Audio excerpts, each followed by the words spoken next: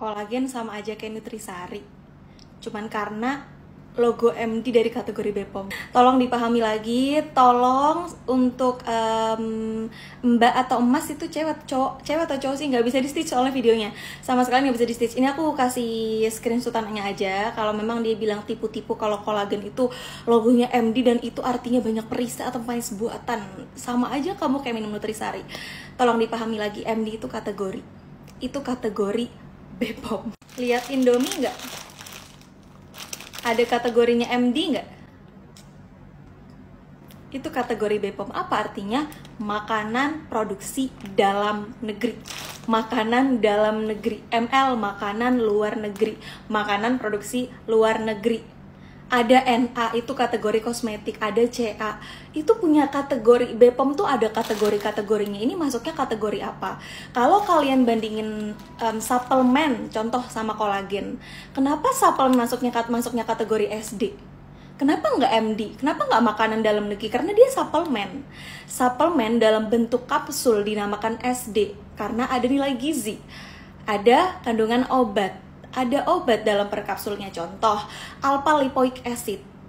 Golongannya apa? Obat. Itu ada nilai gizi di alpha lipoic acid, makanya masuknya ke kapsul. Nggak ada kolagennya juga, nggak butuh banyak serbuk. Cukup dalam 2,4 gram masuk dalam bentuk kapsul.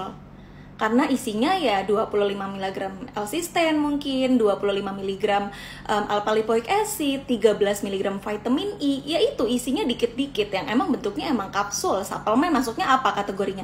SD, suplemen dalam negeri. SI, suplemen produksi luar negeri atau import. Itu kategori ya, jangan dipukul rata. Emang banyak banget kolagen yang gulanya banyak, perisanya banyak, pemanis buatannya banyak, pemanis buatan dari ekstraksi dari bahan kimia banyak. Makanya aku bilang, lihat apapun berdasarkan ingredients, berdasarkan komposisi. Kalau kamu lihat di komposisinya paling atas udah ada komposisi dextrosa, glukos, sukrosa, pemanis buatan, gula jagung, berarti dia paling hampir setengahnya atau mungkin udah setengahnya dari per servingnya itu isinya gula dong. Makanya aku bilang, lihat apapun dari segi ingredients. Tapi kalau kamu baca semuanya, hanya ada kandungan dari ekstrak buah yang diekstraksi vitamin dan mineralnya, buah peach kah, buah apa, terus ada kolagennya, bahkan di urutan kedua tripeptide atau kolagen yang udah hydrolyze kolagen yang bioavailability-nya itu bagus.